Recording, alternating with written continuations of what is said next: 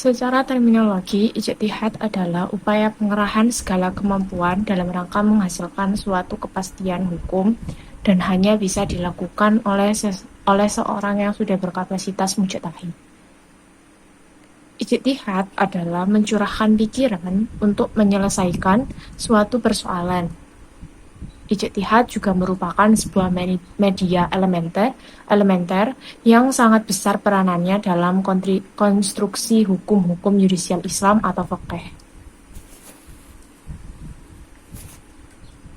Sebagai konsekuensi logis atas konsepsi ijtihad ini, terdapat dua kemungkinan yang akan timbul kemudian. Pertama, jika ijtihad tersebut sesuai dengan apa yang dikehendaki Allah, atau ijtihad yang benar atau shawab, maka pelaku ijtihad akan memperoleh dua pahala, yakni pahala ijtihad yang pahala menggapai kebenaran. Kedua, jika ijtihad itu ternyata tidak sesuai dengan apa yang dikehendaki Allah, ijtihad yang salah, maka hanya mendapat satu pahala, yakni pahala ijtihad saja. Dasar kaidah al-ijtihad la yuqad bi al-ijtihad, yaitu yang pertama diriwayatkan dari Ibnu Sibak, sesungguhnya Abu Bakar radhiyallahu memberi keputusan hukum pada beberapa masalah. Kemudian Umar ibn Khattab memberikan keputusan hukum yang berbeda atas masalah-masalah tersebut. Namun Umar tidak membatalkan keputusan Abu Bakar dan tetap mengakuinya. Yang kedua, Umar pernah memberi keputusan dua kali yang berbeda pada satu kasus, di mana keputusan Umar yang pertama berbeda dengan keputusannya yang kedua, serta beliau tidak membatalkan keputusannya yang terdahulu.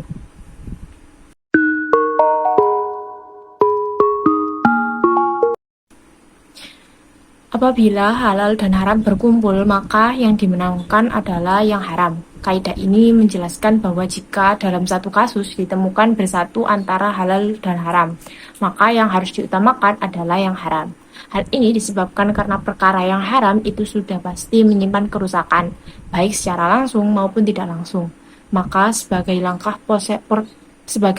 preventif untuk menghindar dari kerusakan ketika barang halal berkumpul dengan barang haram, yaitu dengan cara menghukumi haram terhadap semua barang yang berkumpul tersebut. Dengan kata lain, lebih baik melepaskan barang yang halal daripada mengkonsumsi barang haram yang dianggap halal. Secara umum, kaidah ini mencakup 3 instrumen penting yang saling berkaitan antara satu dengan yang lain. Ketiga instrumen tersebut adalah hukum halal, haram, dan ijtima atau percampuran keduanya. Yang pertama, halal yang dimaksud di sini adalah halal yang mubah, bukan halal yang wajib. Yang kedua, haram dalam kaidah ini sama dengan pengertian haram yang dimaksud dalam ilmu fiqh secara umum, artinya segala sesuatu apabila dikerjakan mendapat siksa dan jika ditinggalkan mendapat pahala. Yang ketiga, ijtima atau berkumpul. Mengenai batasan ijtima atau percampuran unsur halal dan unsur haram, menurut Syekh Yasir Al-Fadani, tidak ada ketentuan baku untuk batasan yang pasti mengenai halal itu.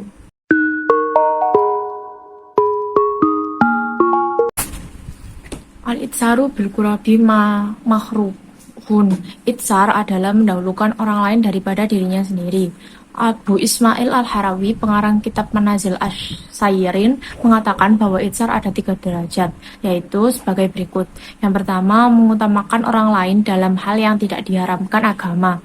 Artinya, kita mengorbankan sesuatu yang boleh secara syariat. Mengutamakan orang lain untuk makan halal, sementara diri kita harus menyantap makanan yang haram adalah dilarang secara syariat. Yang kedua, mengutamakan ridho Allah daripada ridho selainnya. Contohnya adalah yang dilakukan oleh para nabi dan salaf saleh dalam menyerupai manusia kepada agama Allah. Mereka siap menghadapi kemarahan orang-orang yang memusuhinya, asalkan Allah tetap ridho kepada mereka. Yang ketiga, merasa dan menyadari bahwa itsar yang ada pada diri seorang hamba itu berkat karunia Allah SWT, bukan dari dirinya. Artinya, Allah lah yang mempunyai seorang hamba bisa mengutamakan ridho Allah. Apabila seorang hamba mengaku bisa mengutamakan selainnya, berarti dia memiliki kekuasaan. Padahal kekuasaan yang hakiki adalah milik Allah. Dan Allah lah yang berkuasa atas segala sesuatu jika hamba keluar dari pengakuan ini, berarti dia benar dalam itsarnya. Keutamaan dari itsar sendiri yaitu dicintai oleh Allah, dicintai oleh manusia, dimudahkan segala urusannya di dunia, dan dilepaskan dari kesusahan di akhirat, juga mendapatkan ganjaran yang besar di sisi Allah. Tasarruful imam ala ra'iyah manutuan bil maslahah. Kaidah ini dapat diartikan dengan segala tindakan atau kebijakan seorang imam atau pemimpin terhadap subjek maupun objek hukum yang berada di bawah kepemimpinannya, di mana kepemimpinannya tersebut harus mengacu pada terwujudnya manfaat dalam kebijakannya, baik berupa manfaat duniawi maupun manfaat ukhrawi. Adapun definisi lain dari kepemimpinan, yang pertama, seorang pemimpin adalah figur umum yang akan diikuti dan menjadi panutan bagi orang yang berada di bawah kepemimpinannya. Yang kedua, ketika seorang pemimpin adalah panutan, maka ia harus bisa memberikan contoh terbaik baik dalam menjalankan perintah maupun meninggalkan larangan. Dan yang ketiga, seorang pemimpin adalah orang yang menguasai agama sekaligus mengetahui tentang pengaturan dan tata kelola masalah kehidupan dunia.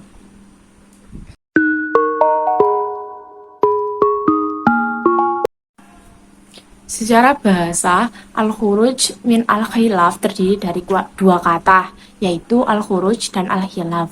Kata al-khuruj bermakna keluar, lawan dari kata masuk. Sedangkan al-khilaf bermakna jalan yang ditempuh oleh seseorang berbeda dengan yang lainnya. Khilaf dapat mengambil bentuk khilaf tanawu, adalah perbedaan-perbedaan yang tidak saling mengingkari. Sebagai contoh dalam buang hajat menghadap kiblat. Sebagian ulama melarangnya secara mutlak. Sebagian lagi membedakan ketika dalam kondisi tertutup atau di toilet dengan kondisi di lapangan luas. Pendapat-pendapat ini keduanya punya dalil, sementara khilaf tahaddu adalah perbedaan yang tidak bersumber dari dalil-dalil. Sebagian penulis memaknai kaidah al-khuruju min al-khilaf, seorang mengamalkan sesuatu pendapat mujtahid lain yang berbeda dengannya karena adanya suatu tuntunan. Dalam pengertian ini, yang dimaksudkan adalah al-khuruj min al-khilaf adalah mengambil sikap kehati-hatian dalam hukum syara, baik dengan mengerjakan persoalan yang terjadi. Perbedaan pendapat ulama dalam menetapkan keharusannya maupun meninggalkan perbuatan yang terjadi. Perbedaan pendapat ulama dalam menetapkan keharamannya. Salah satu sumber kaidah ini yaitu dari Quran Surat Al-Hujurat ayat 12. Syarat boleh digunakan kaidah al-khuruj min khilafi mustahab, yaitu yang pertama, pendapat yang lain tidak bisa dipertahankan keabsahannya. Yang kedua, perbedaan pendapat tidak berbenturan dengan hadis yang sahih atau hasan. Yang ketiga, dalil yang digunakan untuk bisa dikomparasikan harus memiliki dalil yang sama-sama kuat.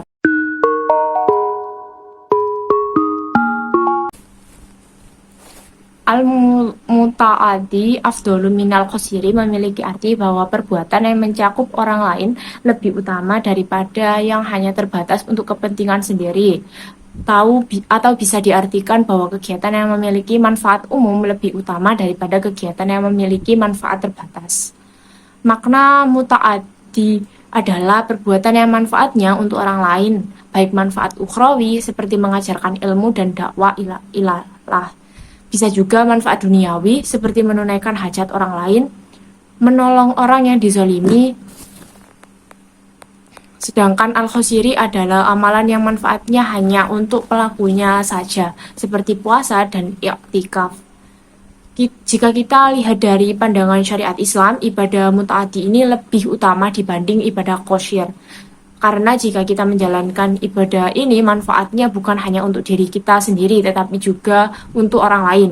Walaupun ibadah qosyir lebih utama, bukan berarti ibadah muta'addi tidak penting. Karena ibadah wajib, kita juga ada yang termasuk ke dalam ibadah muta'addi. Misalnya saja sholat fardu. Adapun alasan yang perlu kita ketahui kenapa ibadah muta'addi lebih utama adalah karena meskipun yang melakukan ibadah ini telah meninggal dunia, maka pahala dari ibadah ini tidak akan terputus. Sedangkan ketika kita melakukan ibadah qosyir, Ketika kita meninggal dunia, maka ibadah kita juga akan terputus saat itu juga. Maka dapat kita simpulkan, semakin banyak ibadah atau amalan yang bermanfaat bagi orang lain, maka pahala dari amalan tersebut juga akan semakin banyak mengalir.